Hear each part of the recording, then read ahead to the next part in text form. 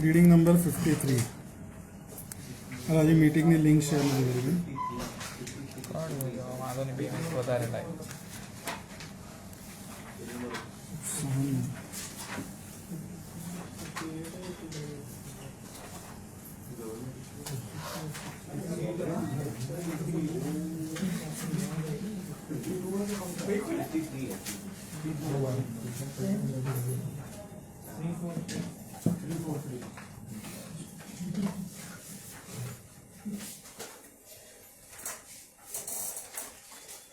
Okay 54 थी બધું practical ચાલુ થઈ જાય છે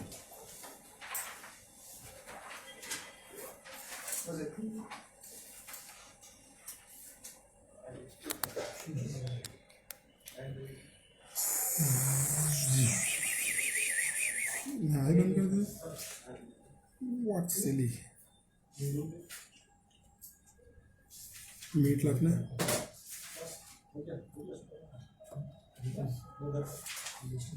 नहीं तो ये रुत ये हवा क्या करूं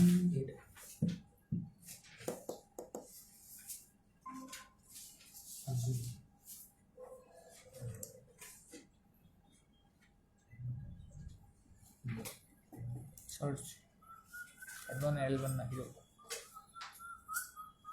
ज़्यादा सर्च में बोल आई पॉसिबली कई रीते लकी इसके लेकिन इट इज इम्पॉसिबल मैं और एक दिन में 2 टॉपिक मेरी इतनी जरूरत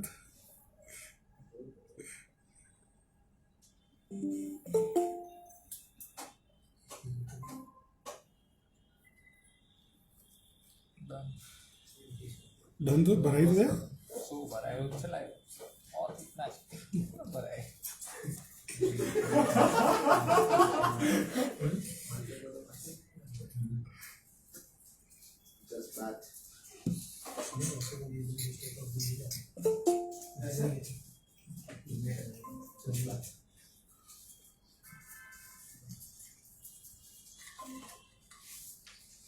कौन आया उसमें देखिए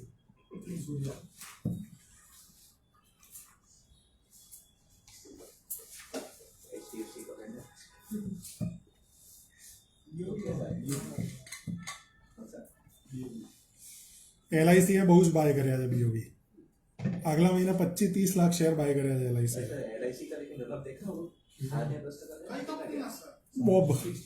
का बॉब्स એટલે આપણે એક પેર બનાવી એક્સિસ શોર્ટ બીઓબી લોંગ એમાંથી આપણે બહાર નીકળે 8-10 પેર રાખવાની એટલે કોઈક ની કોઈક પ્રોફિટ મળે ચાલુ છે ને પેર બંધ કરાતી હશે કોલગેટ બહુ ચાલે આજે નીસુ નેનો IRR सर एक दो पैर हमको भी बताओ ओनली प्योर ट्रेडिंग चालू कर दो हम कैरी फॉरवर्ड ही कर रहे हैं ओनली कोलगेट पेर long Colgate short Dabur long વર્ષ થયું પેર ટ્રેડિંગ हैं આ મહિનો હજી ચાલુ કરી કે થયું નથી ફરીથી મહિનો ચાલશે 2-3 મહિના ચાલશે પણ મજા આવશે થોડું લઈને નીકળીશું નીસુમાં 28% IRR ડિસેમ્બર में डिफेंस है 24/11 થી ચાલુ કર્યું 2022 એટલે શું આપણે પોર્ટફોલિયો ડિસેમ્બર યા જાન્યુઆરી ઓનલી પેર અચ્છા ખાલી પેર 6 મહિના સુધી પોર્ટફોલિયો મેનેજ કર્યો તેમાં 0 રિટર્ન હતું પછી પેર ચાલુ કર્યો અચ્છા સરસ છે સારું છે પેર जिंदाबाद પેર जिंदाबाद ઓનલી પેર ને પછી હું તો હવે શું કરું છું કે જેમાં નેગેટિવ થાય ને તો પછી પોઝિશન ડબલ કરી નાખું પેરમાં एवरेज बहुत बहुत हो गया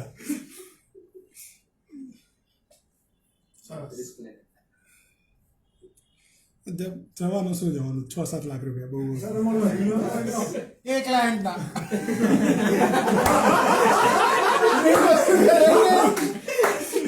અમીના મારી બી પોઝિશન એવી છે. સર તમે રીલ નતો મોકલ્યો ગ્રુપમાં કે 50 લાખ શેર લઈ લીધા 50 લાખમાં ઘરે રોડું કરાવી કે ભાઈ તારી કંપની ના લીધા हाँ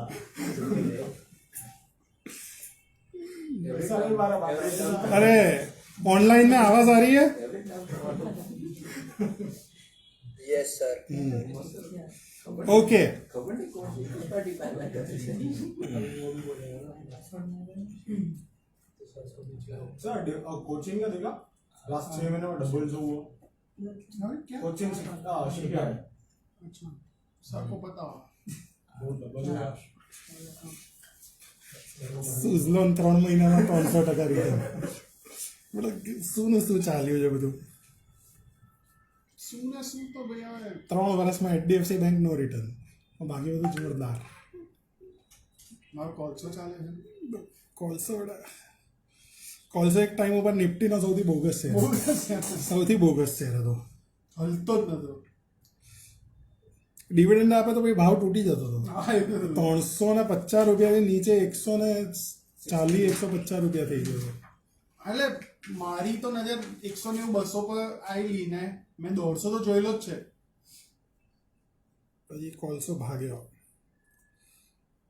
કાલે તો હજી કોઈ કે મોટા ફંડે કે એવા કોઈ કે એડ કર્યું એને મોર્ગન સ્ટેનલીએ કે એવું કંઈક એડ કર્યું કોલ ઇન્ડિયાને call India HDFC bank ICICI pru એ બધું એડ કર્યું આઈશર મોટર્સ કોલસો તો રિન્યુએબલ છે એની પછી એક ટાઈમ ઉપર જે એનો ડિવિડન્ડ ફ્લો હતો તે સ્ટાર્ટિંગમાં પીક લેવલ થી ઓછું થઈ ગયું તો પછી એની ગ્રોથ તો કઈ કામ કોલસાનું જ્યાં જ્યાં કન્ઝમ્પશન થાય છે કન્ઝમ્પશન જ્યાં બી થાય છે એ કન્ઝમ્પશનની પે વધતું હોય તો પછી કોલસો તો ચાલવાનો જ ને રિન્યુએબલ થઈ જશે એટલે પછી તો મૂકી દેવાનું નથી થવાનું રિન્યુએબલ થશે બધું. પણ અહીંયા આગળ શું જો આપણે શું ચાલે ઈવી ચાલે છે ઈવીમાં સરસ બરાબર ઈવી ચાર્જ કરવા માટે કોલસો જ જોઈએ છે બધો ઇલેક્ટ્રિસિટી કઈ લાવવાની એટલે તું એવું થાય કે તું બધું સોલર ઉપર ઇલેક્ટ્રિસિટી ચડાવી દે અને પછી ઈવી ચલાવે તો કોલસાની વાટ લાગે અને એ બધું થતા બહુ ટાઈમ જશે આ લોકોએ બહુ પૈસા નાખવા પડે બહુ હજી 10-15 વર્ષ કાઢવા પડે. ઇન્ડિયામાં 80-90% બધું કેપેસિટી થર્મલ જ છે કોલસાની જ છે અને એક જ છે કોલ ઇન્ડિયા એમાં એટલે છે જ કોલસાની આયુષ્ય છે મારા લગન થઈ જશે વાંધો નહીં આવતો તો તારે મારા દસ છોકરા તો ત્યાં જવાનું હા એ બહુ વાર છે બધું.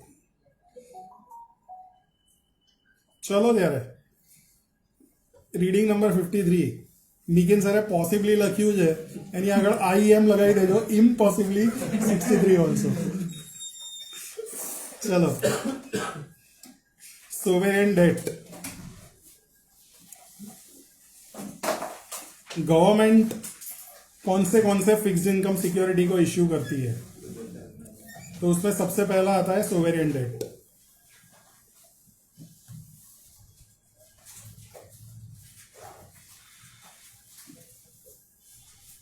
National government issue bonds to raise funds for spending on public goods, service and investment in public infra.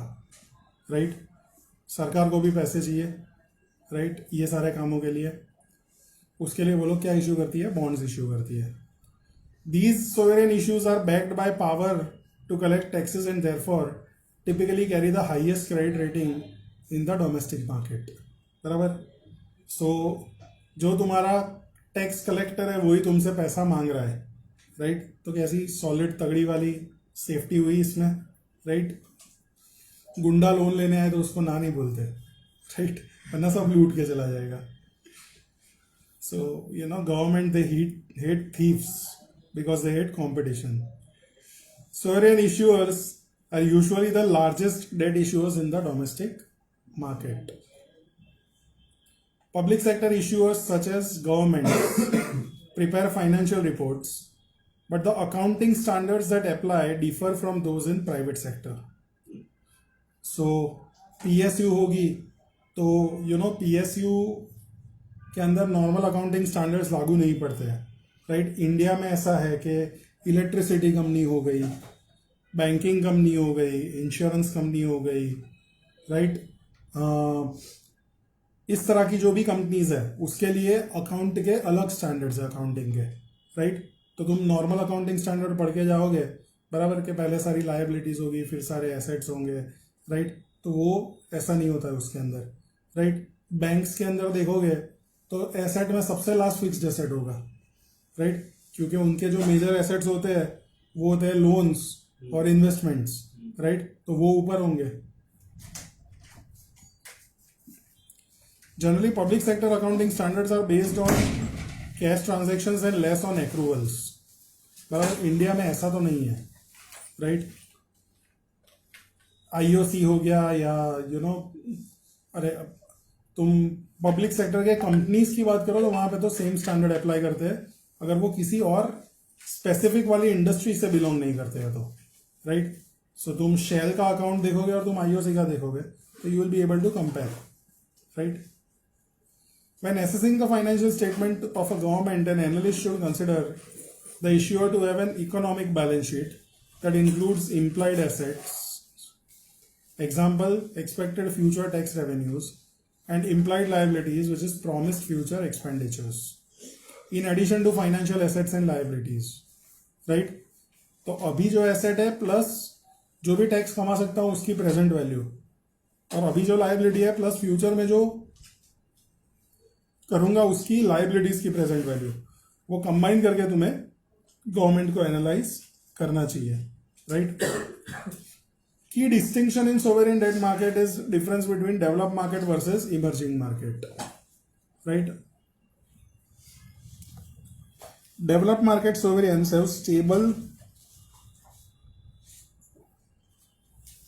diversified economies with consistent and transparent fiscal policy.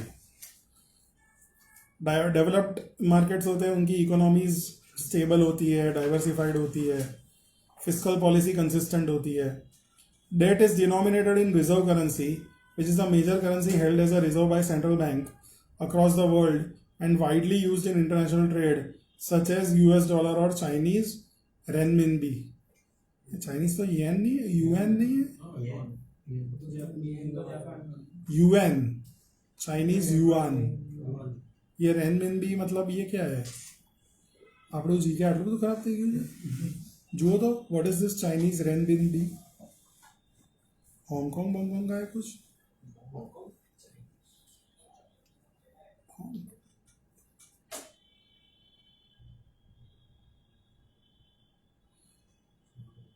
વાંધો છે. हाँ એ જ છે.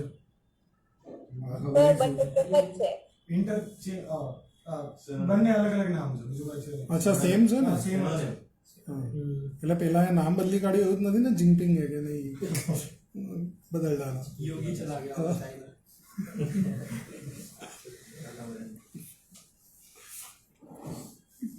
इमर्जिंग मार्केट ये वो ओपिनियन पोल्स और वो सब आना शुरू हो गए.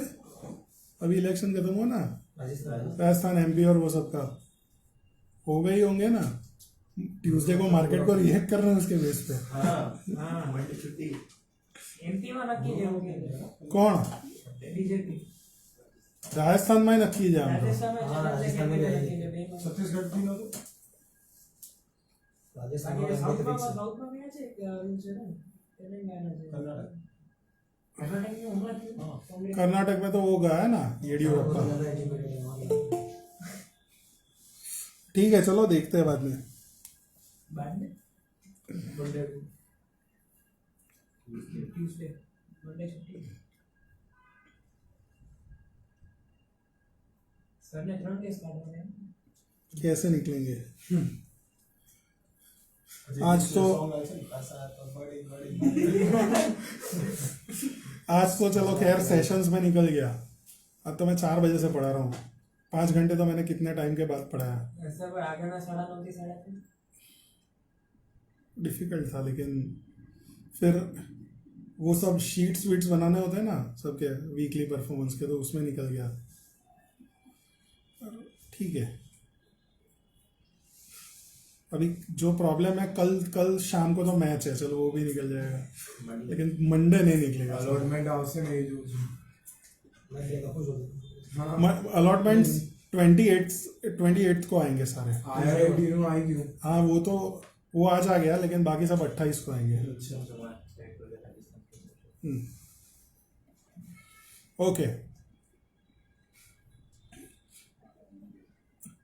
Emerging market sovereign issuers typically have fast growing, less stable and more concentrated economies, and consequently less stable tax revenues, which are sometimes tied to dominant industry or commodity, right?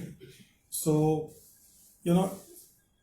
कुछ ऐसे economies होते हैं जो सिर्फ tourism पे rely करते हैं, right? तो टूरिज्म खराब हुआ तो उनकी इकोनॉमी की वाट लग जाएगी, राइट? कुछ ऐसे इकोनॉमीज है जो सिर्फ कमोडिटीज के ऊपर रिलाई करते हैं, राइट? कुछ अफ्रीकन इकोनॉमीज है, राइट? हाँ, right?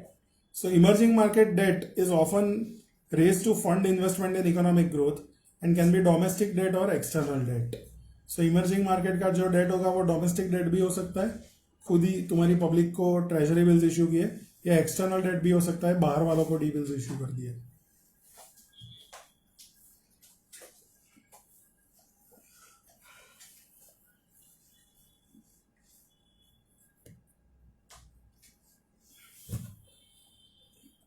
Domestic debt is issued in nation's home currency and is held by domestic investors. The currency might not be freely convertible into other currencies due to illiquidity or restriction on capital flows. External debt is owed to foreign creditors, may be denominated in government's home currency or foreign reserve currency.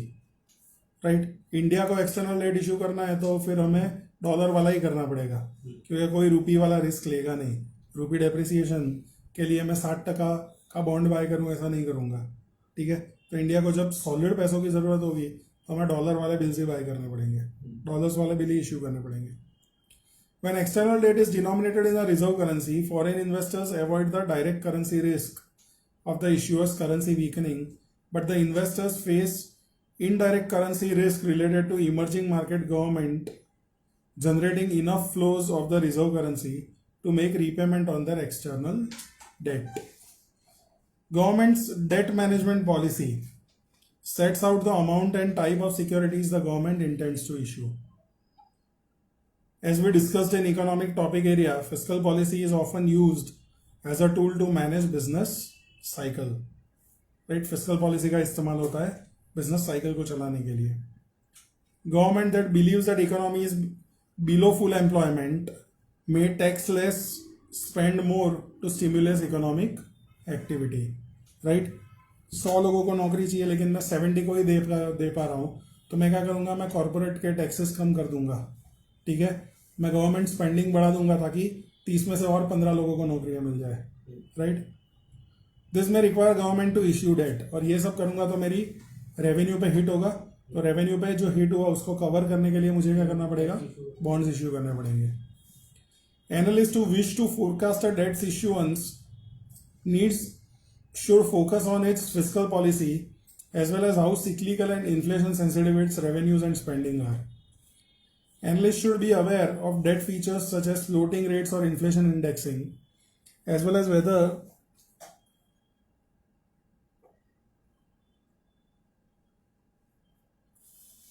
the government guarantees are non-sovereign debt.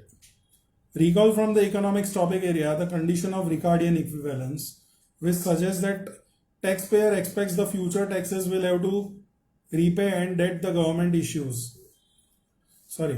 Ricardian equivalence, which suggests taxpayer expects that future taxes will have to repay any debt the government issues.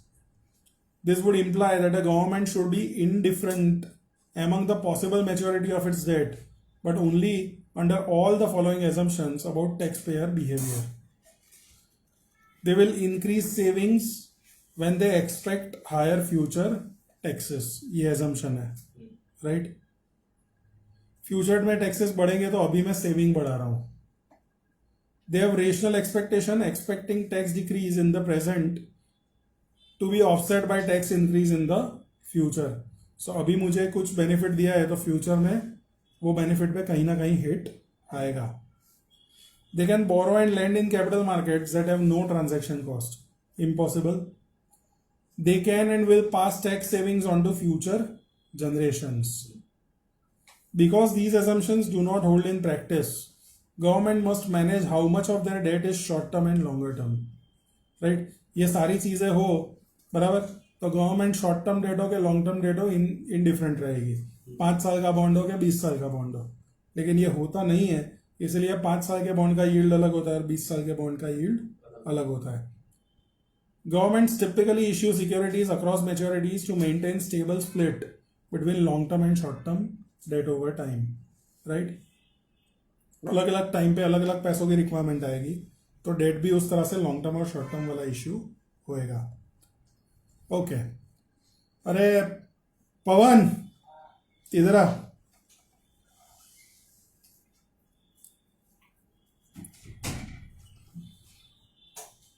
हाथ खींच.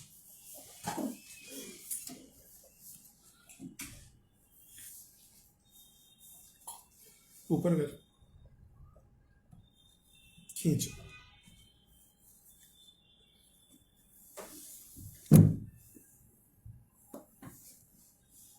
खाने को तो कुछ चबाने का हो तो निकाल दो, उसमें कुछ हो भगत भगत कुछ है दे दो.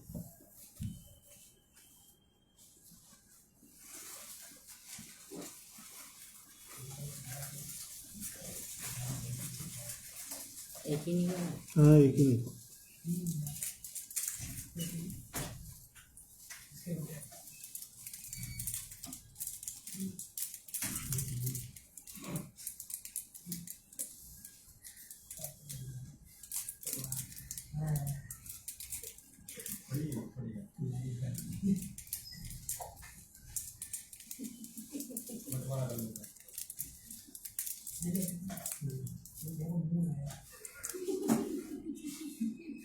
ज़्यादा बड़ा.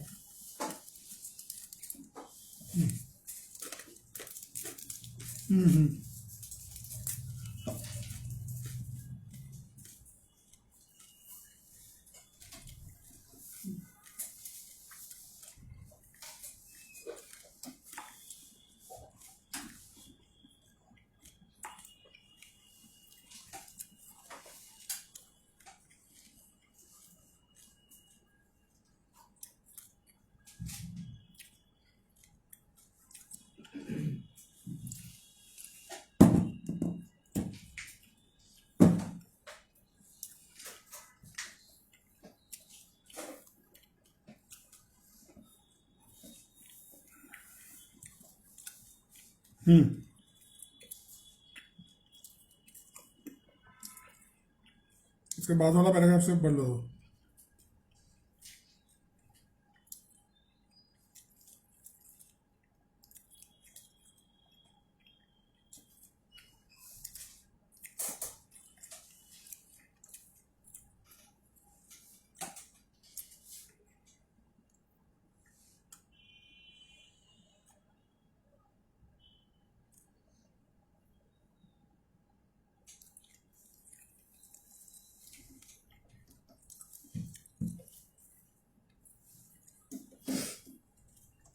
ठीक है, सेल्फ एक्सप्लेनेटरी है.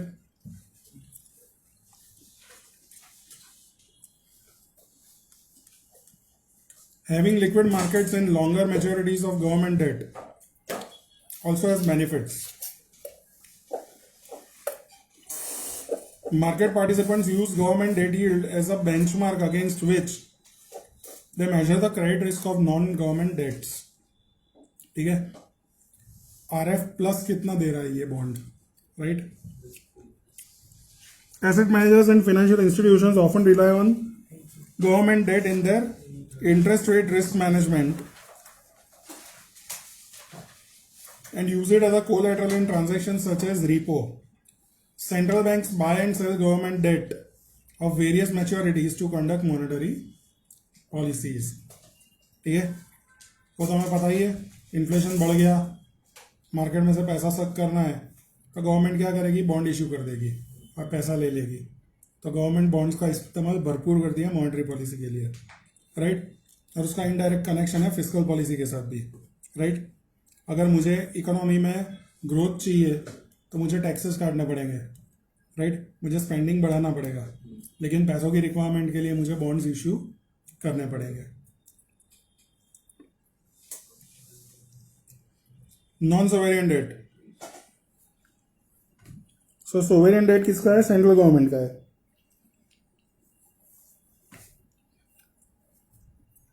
Non-sovereign government debts are issued by states, provinces, counties, and entities created to fund and provide services. ठीक है, तो ये लोग इश्यू करते हैं for construction of hospitals, airports and other municipal services. Agency bonds और quasi government bonds are issued by entities that national government create for specific purpose, such as financing infra investment or providing mortgage financing.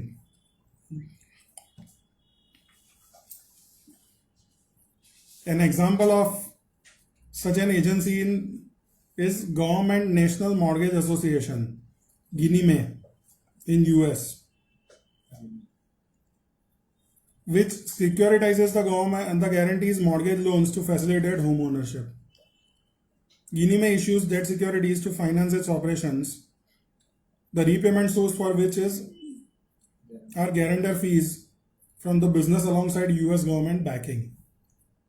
So basically ये लोग क्या करते हैं? Guarantee देते हैं mortgage loan की, right? तुमको लोन चाहिए, बराबर, तो मैं गारंटी देता हूँ.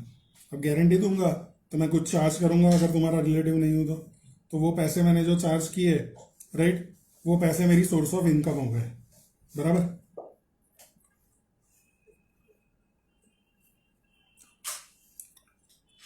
When they are backed by sovereign entity, agency bonds typically have yields and credit rating closely aligned with those of the government.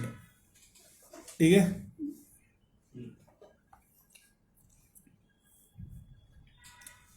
अभी एक आईपीओ आया था फेड बैंक वाला, इतना नहीं भरा, लेकिन उसका कॉस्ट ऑफ फंड्स जो है वो पूरी इंडस्ट्री में सबसे कम है, राइट? क्यों? क्योंकि उनका जो मेजर इन्वेस्टर है वो फेडरल बैंक है. तो whenever anyone is giving loan to this entity, right, उसको जो रेट ऑफ इंटरेस्ट लगता है वो फेडरल बैंक वाला लगता है. सो वो रेट ऑफ इंटरेस्ट कम हो जाता है, उसके कारण कॉस्ट ऑफ फंड्स जो है वो कम हो जाते हैं. और ये जो है ना 3-4% गेन जो एक्सपेक्टेड दिखा रहा है ना, वो फ्रॉड है. मिनिमम 15% गेन मिलेगा इसमें, राइट? लेकिन किसी ने भरा नहीं क्योंकि सबके पैसे खत्म हो गए थे बाकी सब में. और उसमें से ईरेडा तो लगा भी नहीं, बहुत कम लोगों को लगा. अरे मिकेन, नहीं उसको तो लगे में तो लागे अपने એને ફોર્મ વેચેલા છે તે તે એકલા મોટા છે ને એ જ કરેલા ને ઈરેડામાં તો કે બીજું કંઈ નહોતું કર્યું ને? 5 કર્યું, 5 જ કરેલા ને. બહુ બધા લાગે સર ને એમ કહે છે. એ તો પણ હવે એ તો બરાબર છે, પણ એટલે મેં 2 જ જણાને સાંભળ્યું છે એ લોકોને એલોટમેન્ટ આવ્યું છે. એક કૃણાલને લાગે ને એક તને લાગે, બાકી લગભગ 15-20 જણાનો મેસેજ આવ્યો. મને રિટેલમાં લાગ્યું, રિટેલમાં લાગ્યું તને? મનના સાફ લોકો હોય ને. આરામ કર, ખબર હતી આટલો સાફ છું મનનો. તો પછી છોડ, મને સર સીધું ટાટામાં લાવશે. એક લાગી જાય ને તો હવે મજા આવે. 29 ગ્રામ ભણેલા એટલે મને તો હતું જ આવશે, એક બે આવશે. ગલતી બી તારા વર્સ્ટ કેસ સિનારીઓ બહુ મેન્શન ના કરવો, એ થઈ જાય છે. વાંચી કાઢ. Okay. Then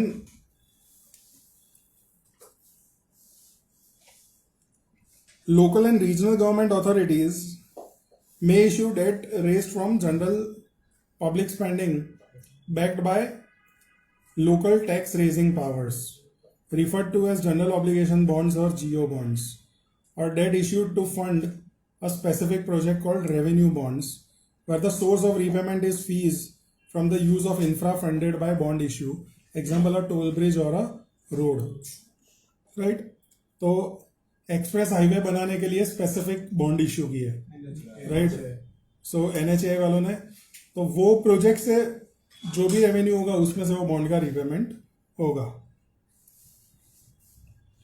Supranational bonds are issued by international institutions such as World Bank, IMF and Asian Development Bank, which have been set up by multiple sovereign governments to promote economic cooperation, trade or economic growth.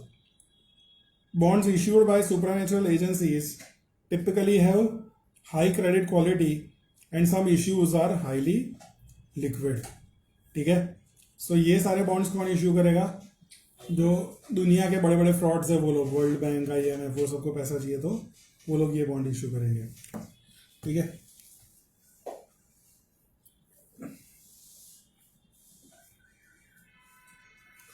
While corporate issuers of debt raise debt finance as required, sovereign issuers are use regular public auctions to issue government debt securities.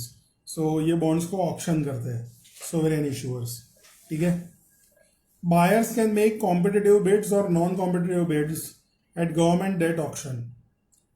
Competitive bids are used to set the price of the debt issue, while non-competitive bids are guaranteed to have their allocation met at price determined by the competitive bid. बराबर? सो competitive bid मतलब जो 100 में मिल रहा है उसका मैंने 99 डाल दिया, राइट? तो वो कॉम्पिटिटिव बिड हो गया. और मैंने देखा कि 99 है, बराबर, तो मुझे उसके साथ लड़ना नहीं है, तो मैंने 99.8 में डाल दिया, तो वो नॉन कॉम्पिटिटिव हो गया उस पॉइंट ऑफ टाइम पे, right? The auction is conducted by first allocating bonds to non competing bids. ठीक है? These competitive bids are ranked in order of highest price और lowest yield. ठीक है? सो जो सबसे ज्यादा भाव देगा या सबसे कम यील्ड मांगेगा, राइट, उसको बॉन्ड इश्यू कर दिए जाएंगे. Bonds are allocated to competitive bids starting with highest price, moving through the auction order book until the offering amount is met. बराबर? तो सबसे पहले 99.4 वाले को दिया, फिर 99 वाले को दिया, उस तरह से एलोकेट करते जाऊंगा जब तक मेरी बोरो करने की कैपेसिटी खत्म नहीं हो जाती. The yield of successful competitive bid with the lowest price is referred to as the cut off yield. Right? जहां पे अटक गया, क्या इसके नीचे वाले को नहीं, तो उसने जो यील्ड पे बॉन्ड मांगे थे उसको क्या बोला जाता है? Cut off yield. Under a single price auction all investors pay the price associated with the cut off yield regardless of the yield they actually bid. Under multiple price auction, successful competitive bidders actually pay the price that they bid for. So government तो यही चाहेगी कि multiple price auction हो, right? और investor जो भी है वो बिड करने वाला है वो ये चाहेगा कि सिंगल प्राइस ऑक्शन हो. एक लाइन थे कि highest price bonds are allocated to the competitive bids starting with the highest price. તો એમાં હાઈએસ્ટ પ્રાઇસ એ લોકોની કૂપન રેટ્સ તો ઓછા હશે, એટલે yield lowest થઈ ને. હા, તો એનો ફાયદો શું થાય? કેમ એવું નહીં? પ્રીમિયમ ઉપર તો કઈ ફાયદો નથી. તું RBI છું તો તે એવું કીધું કે ભાઈ આજથી 3 વર્ષ પછીની મેચ્યોરિટીનો 100 રૂપિયાનો બોન્ડ છે, બરાબર, એ મારે ઇશ્યુ કરવો છે, બરાબર, તો એના માટે તમે પ્રાઇસ કોટ કરો, બરાબર, તો તે કોટ કરી 70 રૂપીસ, બરાબર, એટલે અને મેં કોટ કરી 65, બરાબર, એટલે તને મળવું જોઈએ. તે 70 કોટ કરી એટલે તારી यील्ड શું થઈ? What is your yield? PV में डालो -70, एफवी में डालो 100 और इंटरेस्ट निकालो दो 3 साल का.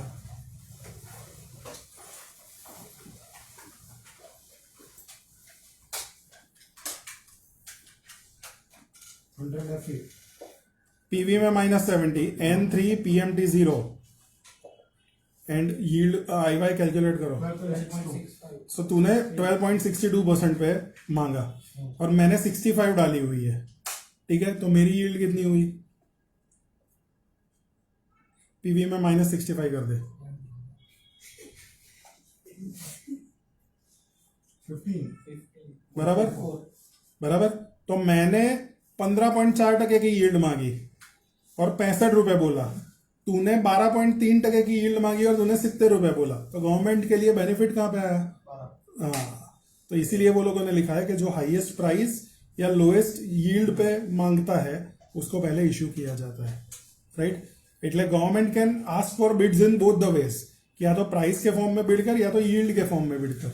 तो तूने यील्ड कर दिया, तूने यील्ड डाल दिया 12%, मैंने डाल दिया 15%, तो पहले तेरा सिलेक्ट होगा।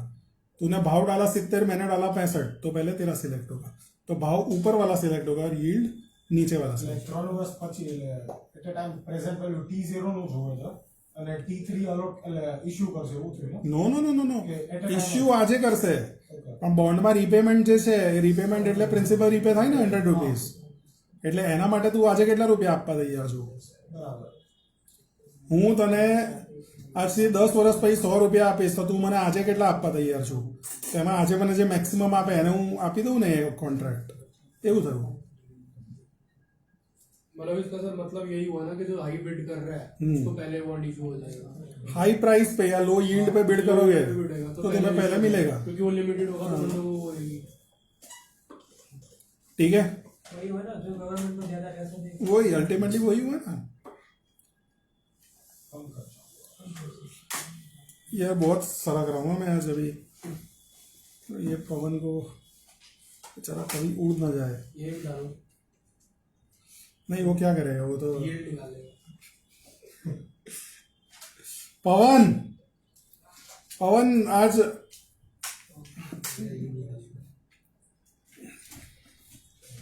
बैलेंस नहीं रह रहा है, बहुत सड़क रहा हूँ, हाथ खींच।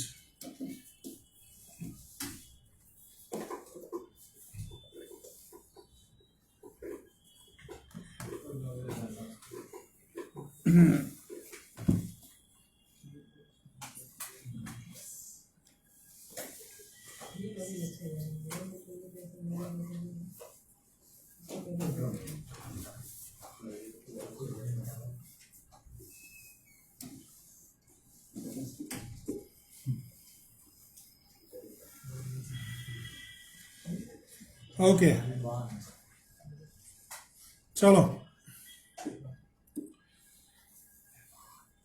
a government issuer that wishes to minimize yield volatility would likely choose to conduct single price auctions because all the bonds will be issued at a single yield. This decrease in yield volatility may increase the chance of successful auctions, distribute bonds more broadly among investors, and result in lower cost of funds for the issuer and lower realization also, right? Because successful competitive bidders in multiple price auction pay what they actually bid, it is likely that bids will be close together and large in size. एक minute, इसको क्या हो गया? Prince आने वाली charging no बंद कर देना। बस okay. Once issued, sovereign debt typically trades in quote-driven OTC dealer market in a similar नहीं, एक पैराग्राफ गुच्छा है उनमें। A sovereign issuer typically designates certain financial institution as a primary dealer, PNB guilds, right, that are required to make competitive bids in auctions, submit bids in auction on behalf of third parties, and act as a counterparty to the central bank when it buys and sells security to carry out monetary policy. सही है? Once issued, अभी तो government ने online bidding भी शुरू किया हुआ है, बराबर, लेकिन पहले तो ये प्राइमरी डीलर के थ्रू ही बॉन्ड्स बेचे जाते थे। Once issued, sovereign debt typically trades in quote-driven OTC dealer market in a similar fashion to corporate bonds. Trading is most active and price most informative for the most recently issued government securities of a particular maturity. These issues are referred to as on-the-run bonds, and their yields are typically used to represent default risk-free benchmark yields when constructing yield curves. OTC market में trade होते हैं. Investors in government securities may have non-economic objective. For example, government bonds are often used by central banks to conduct monetary policy. Foreign governments purchase sovereign bonds of other nation as reserve. बराबर.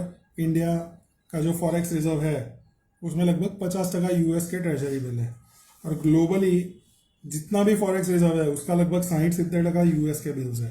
बराबर. तो इसीलिए US को कुछ हुआ तो सबके forex reserve खलास हो जाएंगे. बराबर. इसलिए यूएस को कुछ नहीं होगा. राइट. हट्टा कट्टा ही रहेगा. And some financial institution are required to hold government bonds to comply with regulation. Banks को स्टैट्यूटरी लिक्विडिटी रेशियो मेंटेन करना होता है. राइट. तो एसएलआर के अंदर अलग अलग सिक्योरिटीज में सबसे पहली सिक्योरिटी जो वो लोग लिखते हैं वो ट्रेजरी बिल्स होता है. The presence of such investors decreases the yield of sovereign bonds relative to those of non sovereign issuers. ठीक है. अला पति क्यों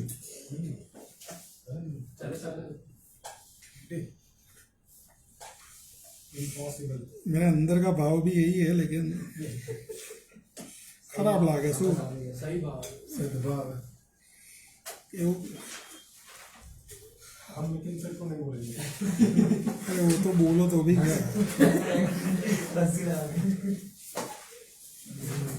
हो गया दिल से बुरा लगता है. सर ये ओटीसी मार्केट है, ओवर द काउंटर है, तो ये रेगुलेट तो होगा नहीं. हाँ. સર ફોરેક્સ રિઝર્વ હોય એમાં તો કોઈ રૂલ ન હોય કે આટલા પર્સન્ટ આ કરે રાખવાની. ના એમાં ના હોય. પણ સાંભળ, તું ફોરેક્સ રિઝર્વમાં ડોલર રાખે, ડોલર તને પાછું ના આપે, એની જગ્યાએ તું બોન્ડ રાખે તો કંઈક વ્યાજ બી મળે. બાકી ફોરેક્સ રિઝર્વ તો ઇન્ફ્લેશનના કારણે પત્ર ઠોકાઈ જાય પડ્યા. સમજો ને. चलो क्रेडिट एनालिसिस करेंगे अब. यस. 61 है, 63 नहीं है. 63 ये जंपिंग.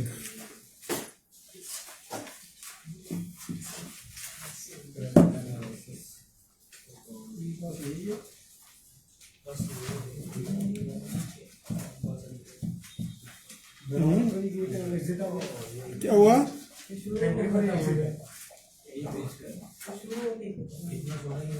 हाँ तो कर लेंगे ना. मतलब तुम स्टे पॉजिटिव, इतना तो मैं करा सकता हूँ. सर खुद को हौसला दे, इतना तो मैं करा सकता हूँ. ठीक है. हो जाएगा.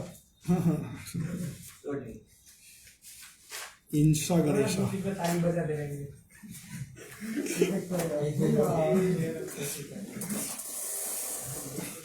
चलो इसके बाद वाला चैप्टर अच्छा है, वो मैं अच्छी तरह से कराऊंगा क्योंकि उसमें थोड़े कैलकुलेशंस है.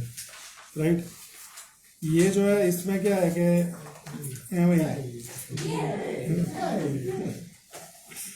सोवरेन गवर्नमेंट डेट, ये तो सब ज्ञान के लिए पढ़ते हो तुम.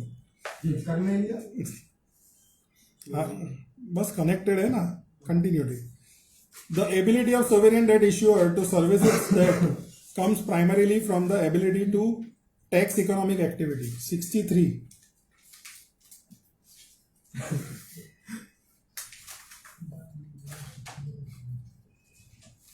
देखो विश्वास नहीं होगा.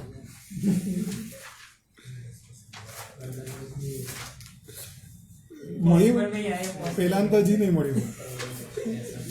सर हाँ.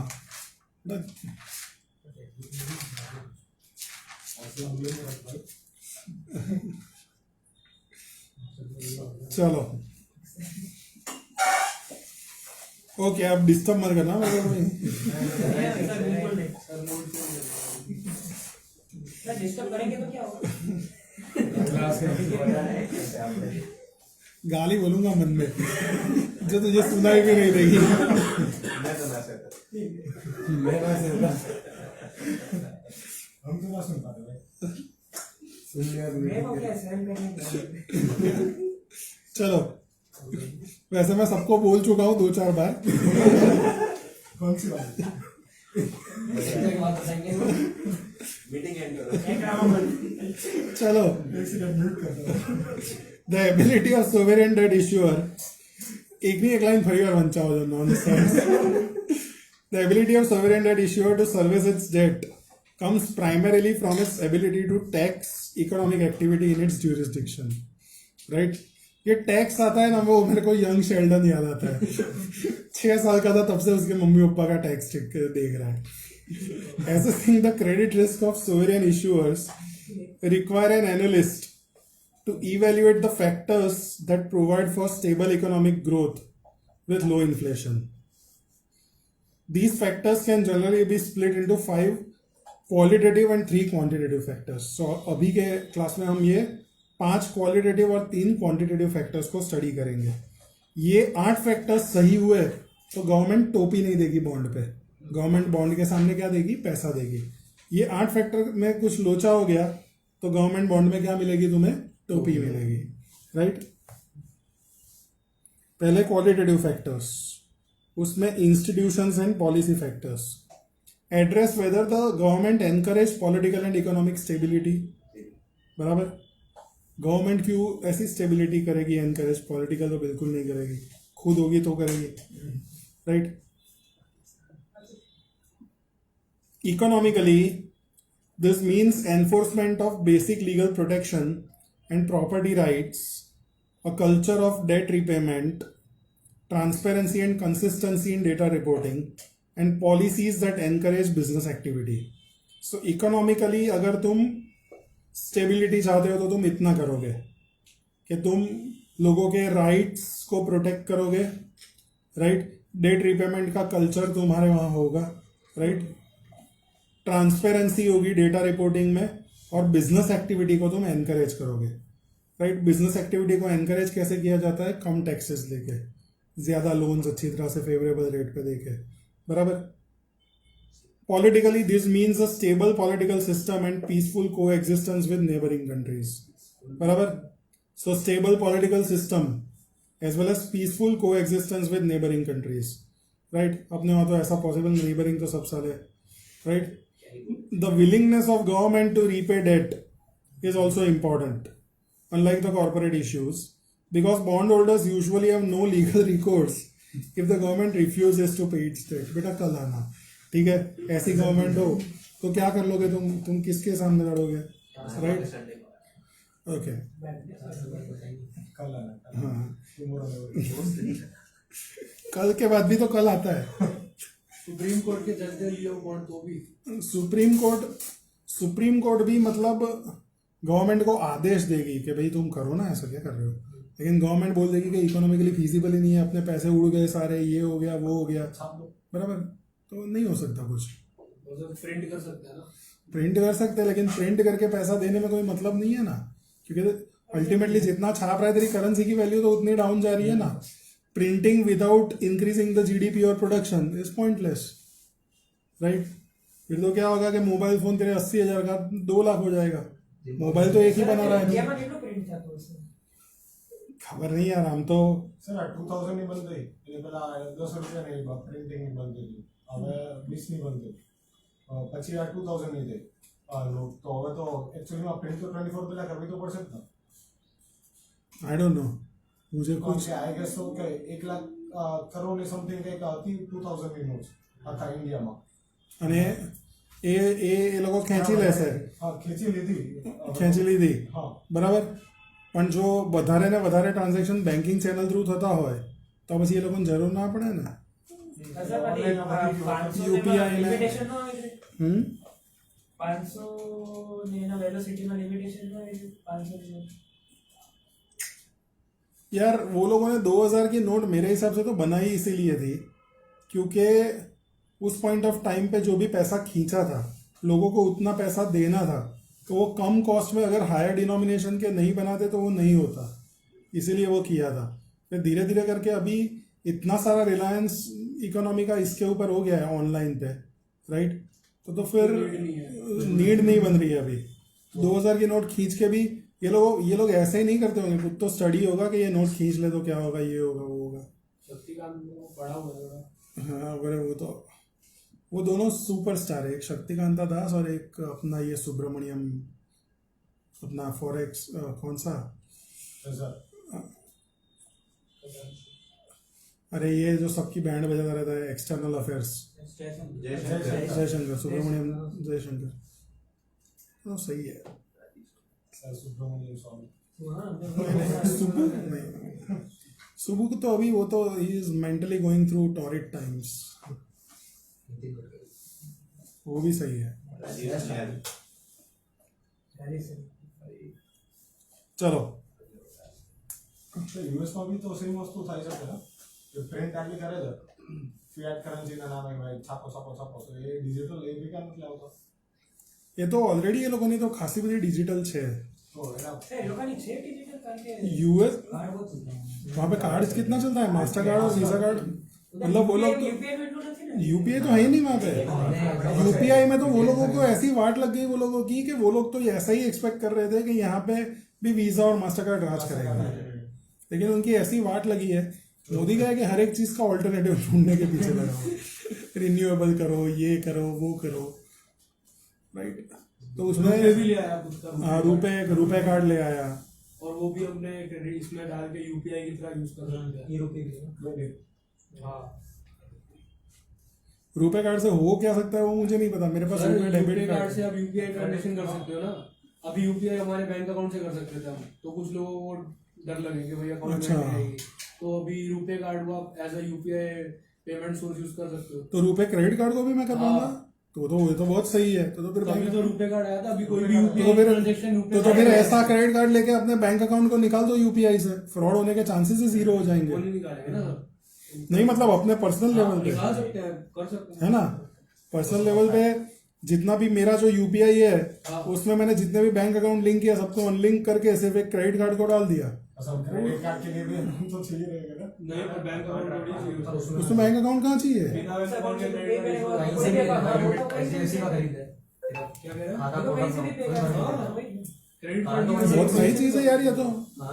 तो सर अभी करते हैं ना, मेरे घर पे भी जब जो भी यूपीआई यूज करता है जीपे के अंदर वो रुपए क्रेडिट कार्ड डाला हुआ है, तो अपनी क्रेडिट भी मिल जाता है, यूपीआई भी हो जाता हाँ है। वो क्रेड वाला तो अभी निछावर का है ना वो। तो सर लोन बेचता है। सर वैसे ना वो नीचे नहीं वैसा ये तो वो लोगों को झटका ही है ये यूपीआई तो ऐसा रहता है ट्रांजेक्शन लॉस। सही है ये। હવે પેલા 6-7 મહિને ને જ્યારે યુપીઆઈ ફ્રી ઓફ કોસ્ટ કરીને अभी मेरे काका के साथ थोड़े टाइम पहले फ्रॉड हुआ था ऐसा, वो बेवकूफ़ी वाला, मतलब ये ऐसे पता है मैसेज आते हैं कि लाइट बिल तुम्हारा नहीं भरा हुआ है, उसमें मेरे काका लूट गए, उसमें 35-40 हजार का चूना लग गया। अच्छा उनके पास वो वाले मैसेज नहीं आए कि आप फोन उठाते हैं तो कोई वीडियो कॉल नहीं सर वो इतना लेवल तो हो रहा था ना अभी कि पहले लड़की वीडियो कॉल करती है फिर उसके बाद ब्लैकमेल करती है। हाँ वो तो कितने लोगों के 2-2 लाख रुपए जाते हैं। नहीं अरे मेरे साथ भी हुआ था, और मेरे साथ हुआ था तो मेरे को भी ऐसा बोला कि पैसे इतने दे, तो मैंने बोला क्या करेगा, तो बोले तेरे ये कर देंगे, सोशल मीडिया पे कर देंगे। तो मैंने सोशल मीडिया पे सबको मैंने सारे मेरे सोशल मीडिया पे वही पोस्ट डाल दी कि ऐसा हुआ मेरे साथ सामने, हाँ कि ऐसा हुआ और फिर ऐसी लड़की थी और ये सब कर रही थी, मैंने पूरा डाल दिया, अब कर जो करना है। चलो मतलब सर पूरे वर्ल्ड में इतने लोग इनोवेटिव वेज नहीं लाते कमाने के जितने इंडियंस लाते हैं पागल बनाने के। सीरीज में है ना जामतारा वो अच्छी थी। चलो 2 सीजन काट दिए ना उसने। રોમિલનો ફોન રોમિલનો કે વાગી રહ્યો છે હમણાં હજી? રોમિલનો હા એક ફોન રહી ગયો છે. तो ये तो ત્યાં જ બેઠેલો તું મેં એક મિનિટ હાથ ખેંચતો जा।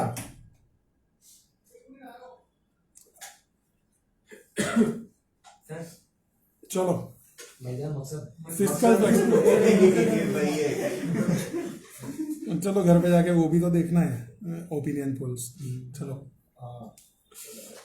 fiscal flexibility factors relate to government's ability to increase tax collection or decrease public spending to ensure debt service payments are made, right? So fiscal flexibility कब होगी गवर्नमेंट के पास? जब वो चाहे तब टैक्स को बढ़ा पाए, राइट, या पब्लिक स्पेंडिंग को घटा पाए, राइट. Monetary effectiveness factors.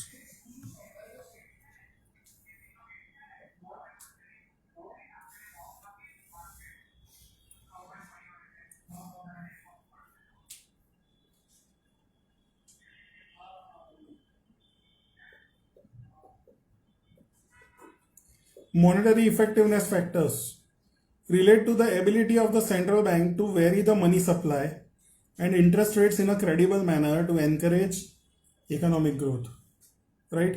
अगर सेंट्रल बैंक जब चाहे तब इंटरेस्ट रेट्स को बढ़ा या घटा सकती है ताकि वो इकोनॉमिक ग्रोथ को स्टेबिलाइज कर पाए या पुश कर पाए, तो मॉनेटरी इफेक्टिवनेस फैक्टर्स भी ऑपरेटिव है.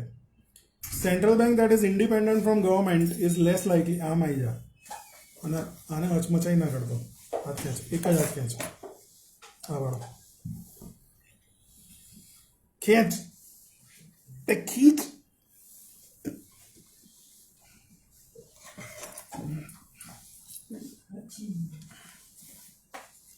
ओके,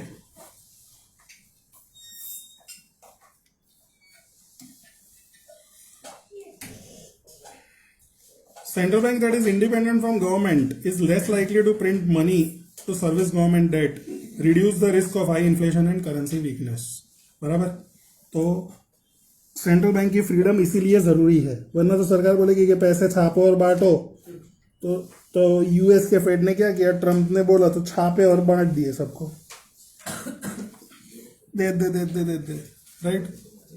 तो 40 रुपए का PFCREC 350 रुपये पहुंचा दिया, ये सब कर करके. Economic flexibility factors relate to growth trends, income per capita and diversity of sources for economic growth, right. ये इकोनॉमिक फ्लेक्सिबिलिटी फैक्टर्स हुए कि मेरी ग्रोथ ट्रेंड मेरे फेवर में है, पर कैपिटा इनकम बढ़ रही है, राइट, और इकोनॉमिक ग्रोथ के सोर्सेज जो है वो भी अलग अलग हो रहे हैं, इंप्रूव हो रहे हैं, बेटर हो रहे हैं. External status factors relate to standing of countries currency in international market. तुम्हारी कंट्री की करेंसी की क्या वैल्यू है, तो अभी वो मोदी उसको भी बढ़ाने का ट्राई कर रहा है, राइट, कि रुपी में ट्रेड करते हैं ना, क्या डॉलर के पीछे पड़े हुए हो, राइट. ऐसा बहुत टाइम पहले सद्दाम हुसैन ने ट्राई किया था, तो उसको पता दिया था, right. Countries with reserve currency which are widely held as foreign exchange reserves at central bank across the world have more ability to issue debt to foreign investors in their domestic currency and maintain larger budget deficits and higher level of debt. तो जहाँ पे भी reserve currency होगी वो लोग बड़े बड़े deficit भी सहन कर पाएंगे और उनके डेट भी बड़े हो तो भी कोई दिक्कत नहीं है, क्योंकि ग्लोबल ग्रोथ को फंड ही उन्हें करना है, राइट. इसलिए डॉलर चलता है. Geopolitical risk related to international conflicts are also a consideration. Quantitative factors में फिस्कल स्ट्रेंथ में लो डेट बर्डन रेशियोज, जैसे डेट टू जीडीपी रेशियो कम है, डेट टू रेवेन्यू रेशियो कम है, and low interest to GDP और interest to revenue ratios, बराबर. तो मेरी इकोनॉमी स्ट्रांग है, ठीक है. इकोनॉमिक ग्रोथ एंड स्टेबिलिटी, तो उसमें high real GDP growth, large economy size, high per capita GDP and low volatility in real GDP growth, right. तो इकोनॉमी की ग्रोथ और स्टेबिलिटी भी मजबूत है, right. And external stability is measured by high forex reserves to GDP, high forex reserves to external debt, low long term external debt to GDP, low near term external debt to GDP. Foreign exchange reserves are usually built up by country that exports more than it imports. If exports are concentrated in specific commodity, credit risk becomes aligned with the price of that commodity. Non-sovereign debt, उसमें कौन कौन आता है, तो ये तो हमने कर लिया ना. एजेंसीज कर लिया, नहीं एजेंसीज देखा था, फिर government sector, banks and financial institutions. These financial supranational entities भी देख लिया था हमने. रीजनल भी म्यूनिसिपल बॉन्ड्स और वो होता है. क्या मस्त टॉपिक है.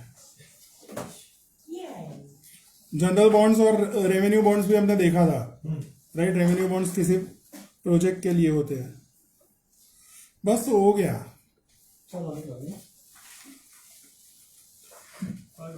हाँ बस हो गया, कुछ है नहीं।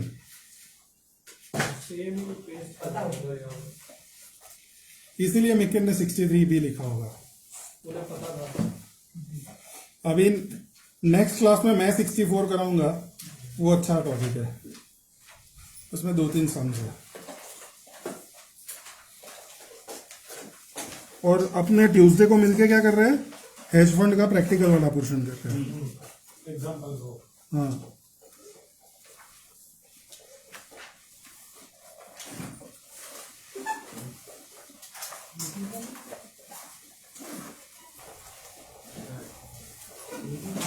इसको बंद कर दो ना।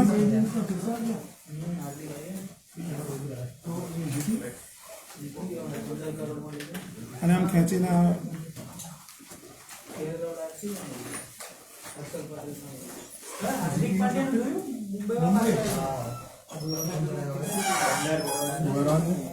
इसको खींच અને ખેંચ અને ફોન બહાર કાઢ આ બાજુ મારી બાજુ એમ નહીં એ નહીં આ સાઈડ વાળો એને પુલ કર અને ફોન લઈ બરાબર ફિનિશ દબાય